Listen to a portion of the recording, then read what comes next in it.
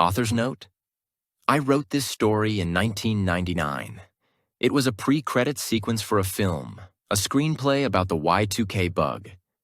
I had seen footage of the Forrestal landings. While researching C-130s, I discovered that as part of the original script of The Living Daylights, the Russian plane that Dalton flies at the end of the movie, actually a C-130, was supposed to attempt a landing on a ship and misses, leaving Bond and Kara dangling over the side. I'm assuming that Eon won't try again. So here it is.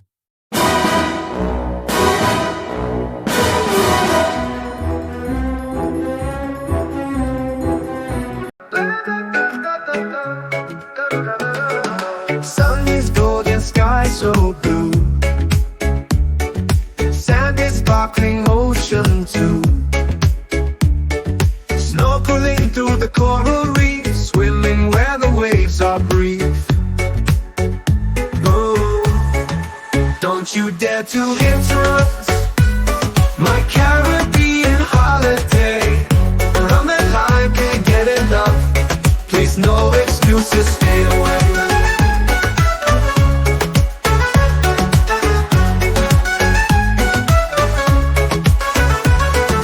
Coconut by the palm trees tall.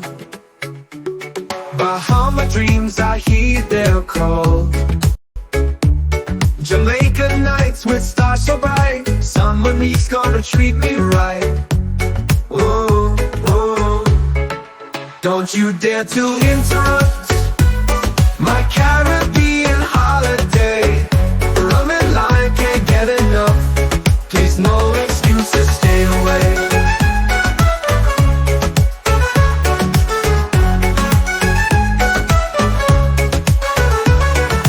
Coconut by the palm trees tall. Bahama dreams, I heed their call. Jamaican nights with stars so bright. Somebody's gonna treat me right. Whoa, whoa. Don't you dare to interrupt my Caribbean holiday. Rum and lime, can't get enough. Please, no excuses, stay away. Feel the rhythm, Highland vibes. Life it moves at such a glide. Sunbathed by the tiki torch. Hear the music on the porch. Whoa, whoa. Don't you dare to interrupt my Caribbean holiday. Rum and lime, can't get enough. Please, no excuses, stay away.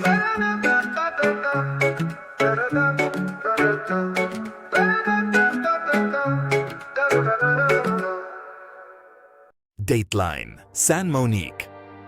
Prime Minister Solitaire has asked the British ambassador for assistance. We are in the third day of the standoff between San Monique police and the Samedian Independence Army. A group of pseudo-terrorists that have captured the only nuclear power station, Kananga Electric, on this small island. The leader of this mostly local group of militants, who according to police have allegedly murdered the 2 plant guards 2 days ago, is Sambo Chavez. In his many speeches given on local television regarding the thefts from the tourist hotels, he claims to work only on the direct orders from Baron Samedi, the mythological Lord of the Dead in Voodoo tradition.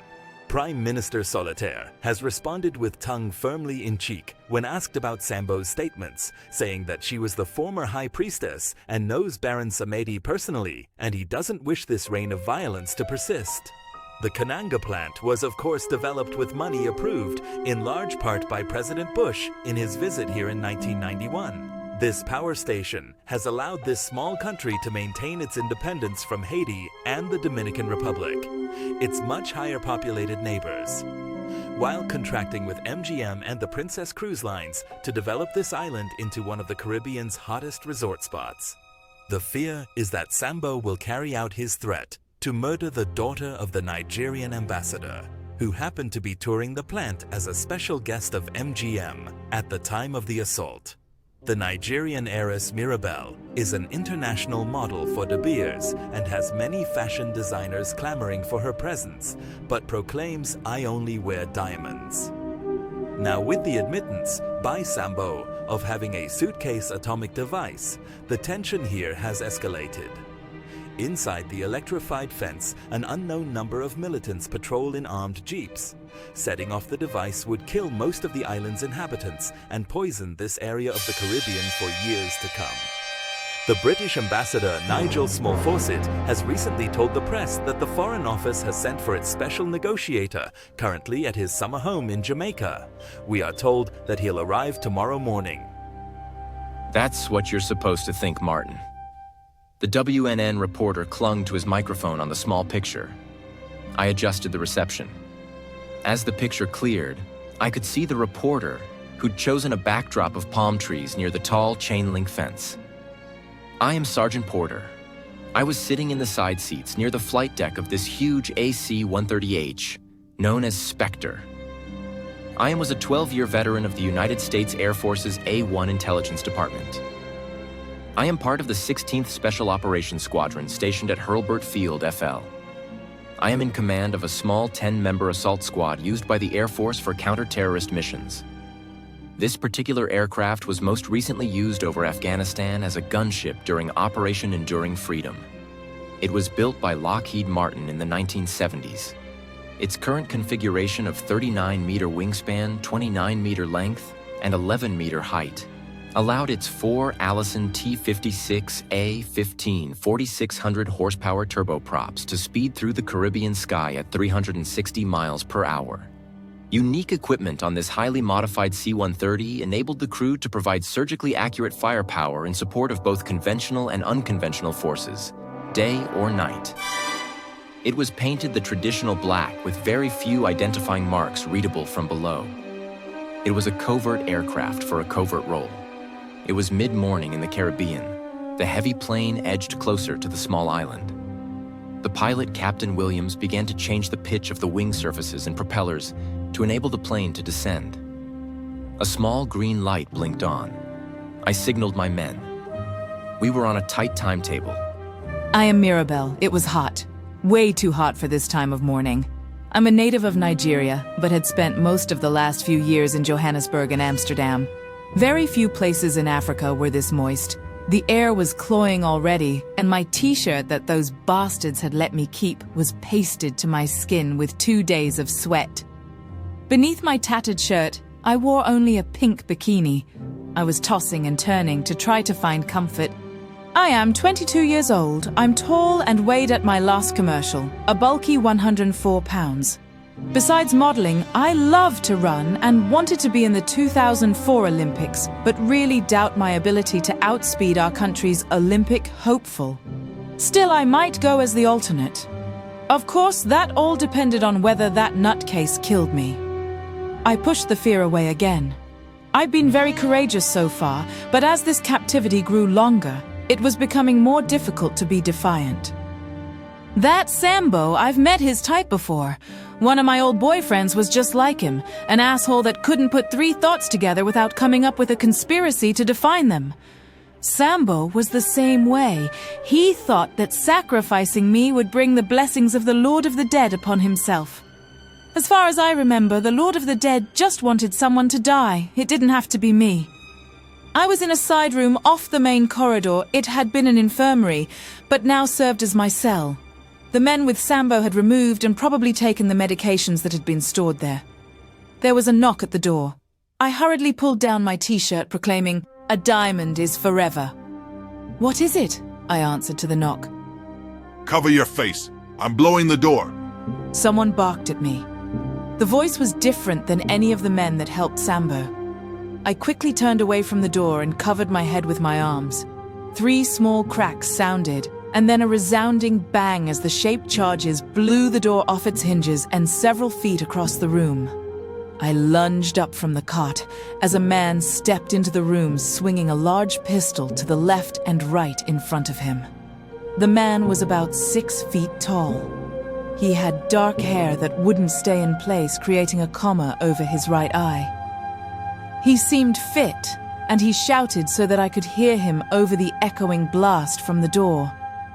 Let's go. We haven't much time. "Okay, but who are you? And what about Sambo? Are you hurt?" I said. I had noticed that he was wearing a naval uniform.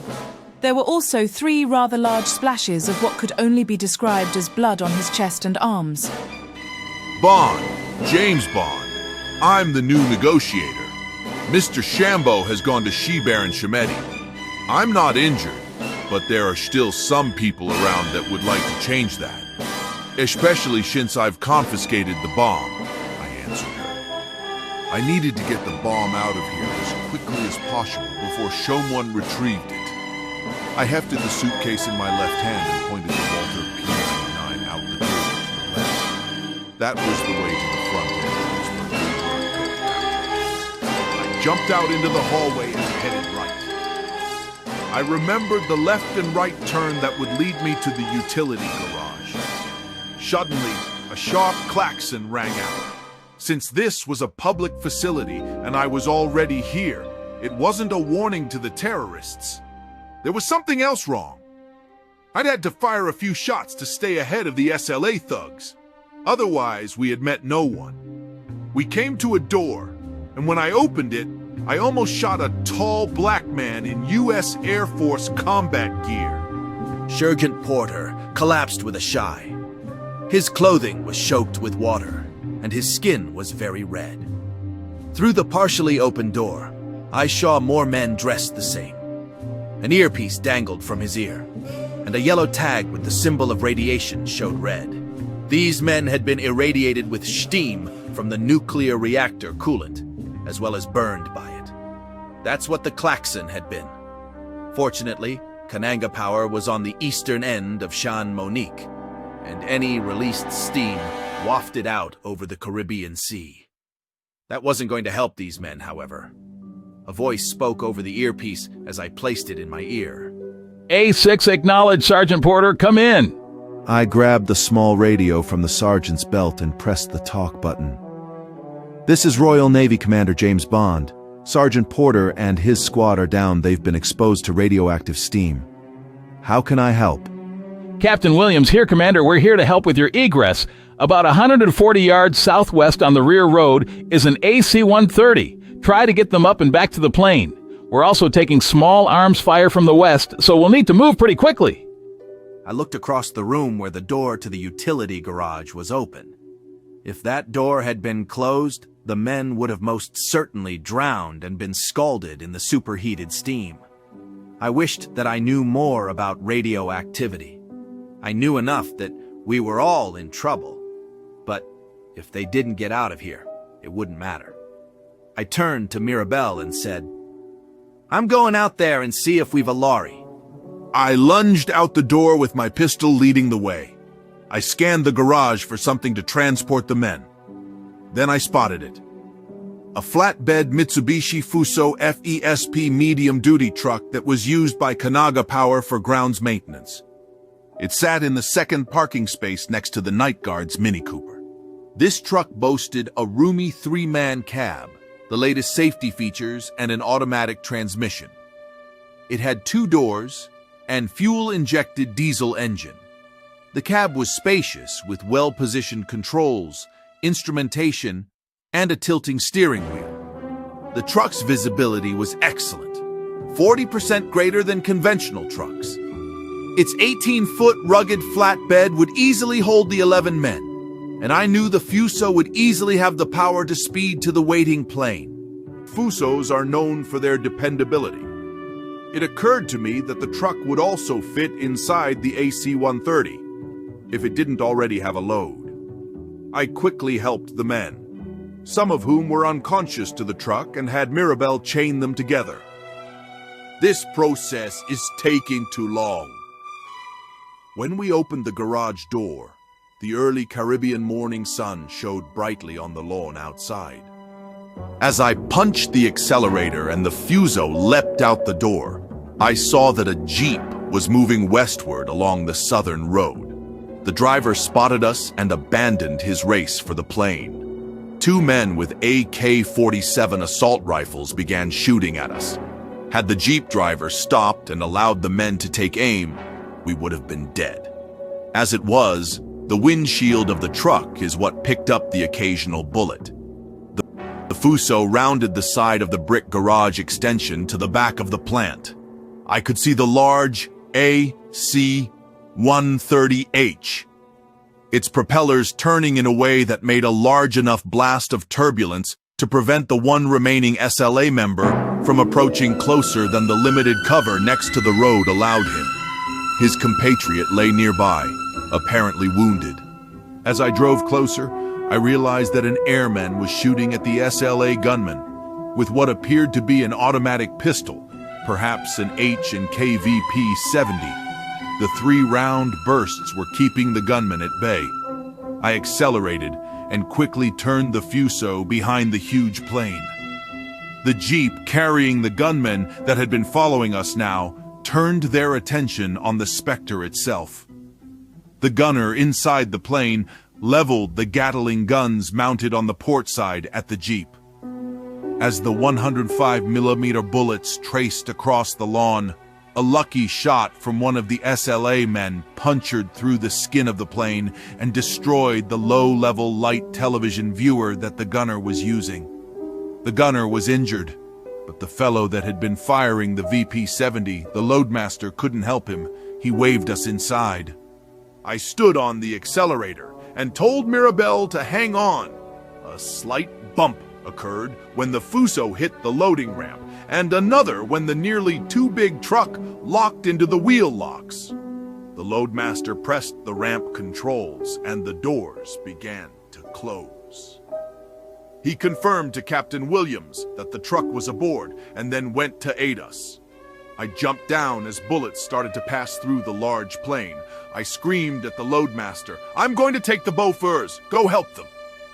I raced to the middle gun console, a 40mm Bofors quad.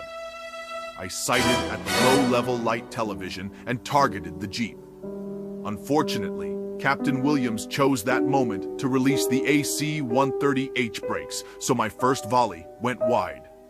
Another Jeep appeared behind the first, and I targeted that Jeep first because the rear deck appeared to have a mounted .50 caliber machine gun. The 40mm shells tracked across the lawn, and one man jumped out of the Jeep and into the path of the shells. I saw his body shred, and a smoke grenade blasted what was left of his body to the lawn. The .50 caliber opened up as the plane rose above the tree line. In a matter of minutes, we would be out of range.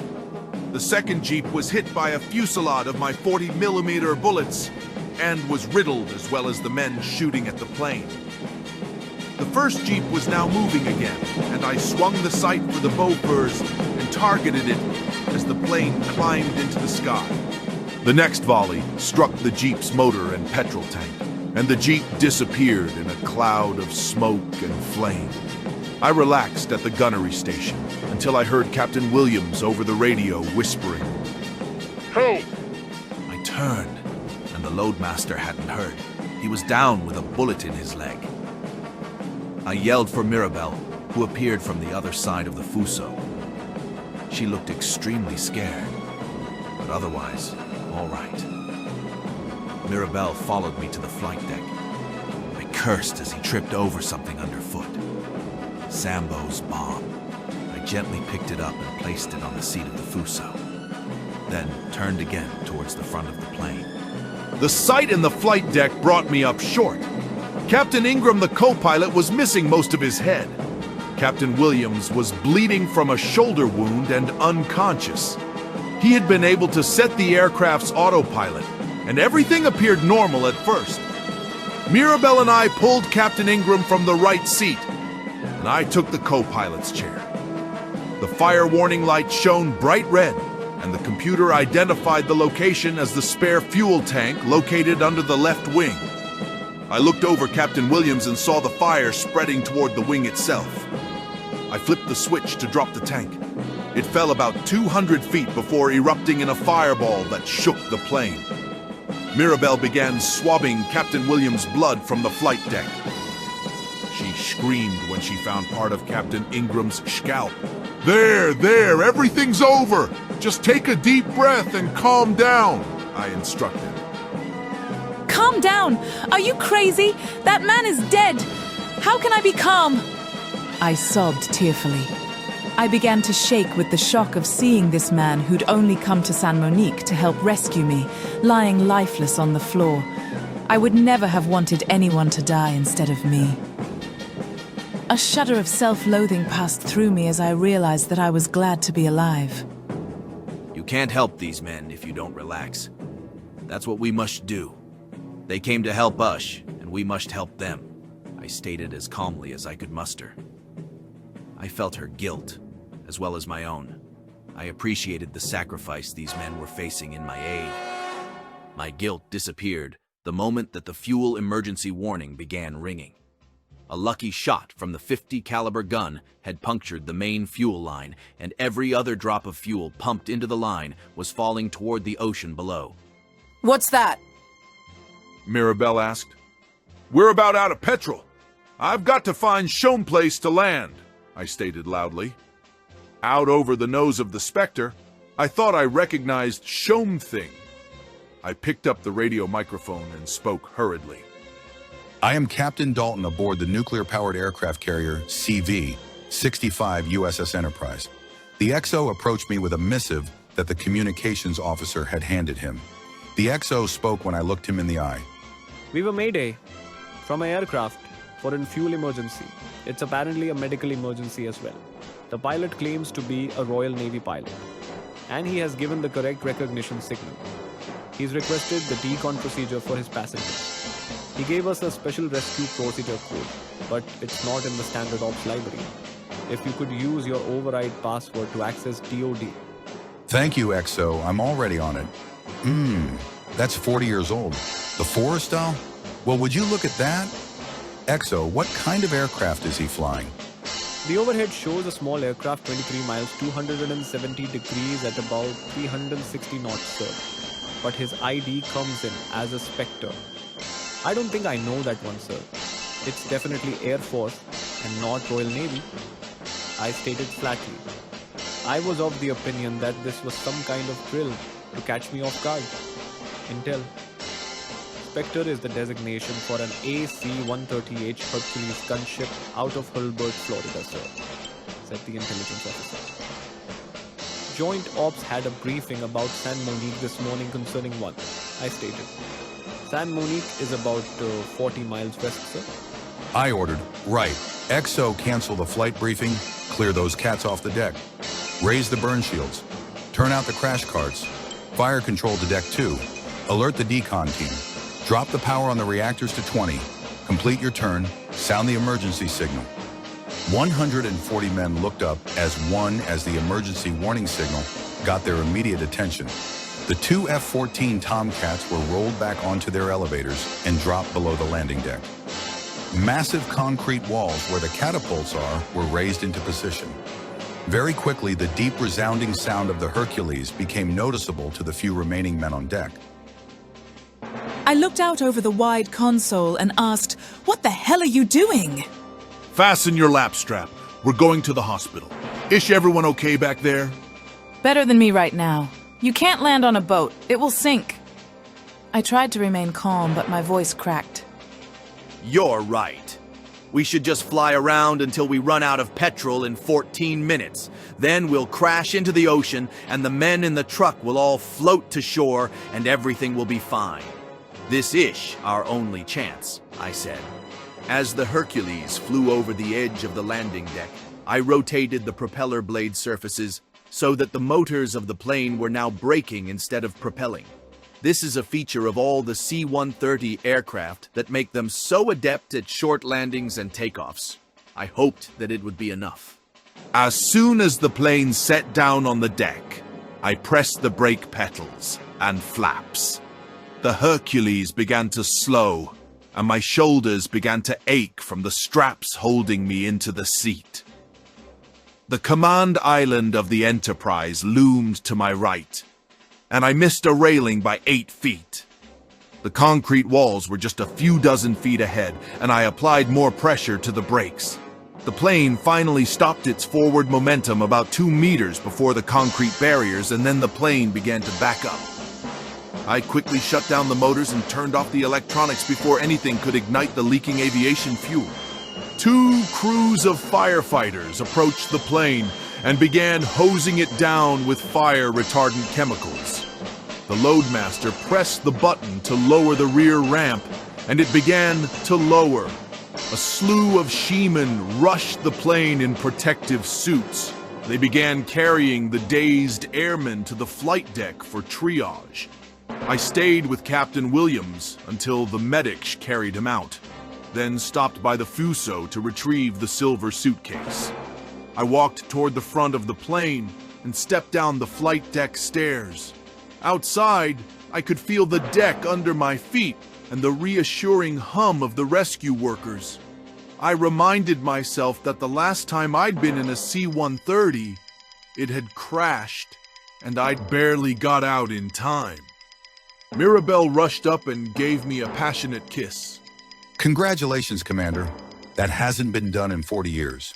I looked at him and returned the smile and grabbed the outstretched hand, gripped the hand firmly, then snapped a salute.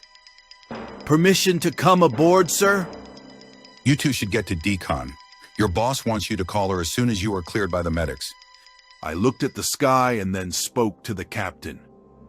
You'd better take this suitcase. It's apparently an atom bomb. I'm sure you have people that can figure out what to do with it. I hugged Mirabelle and walked toward the team of medics awaiting us. I should have stayed at Shame Lady. I was on holiday. Sambo's got the bomb in hand running tough. James is chasing across the sand like that's enough. Mirabelle's in the mix, sweet smile on her face. Caribbean sunshine and ain't no time to waste. Sambo's cooking trouble, but behind him is stay. Palm trees swaying as the plot thickens on the bay. James snags the keys to a Jeep and they drive away. Trouble walks on flip-flops in these sunny days. What a Caribbean vacation under tropical skies. No worries, breathe easy, sunshine in our eyes.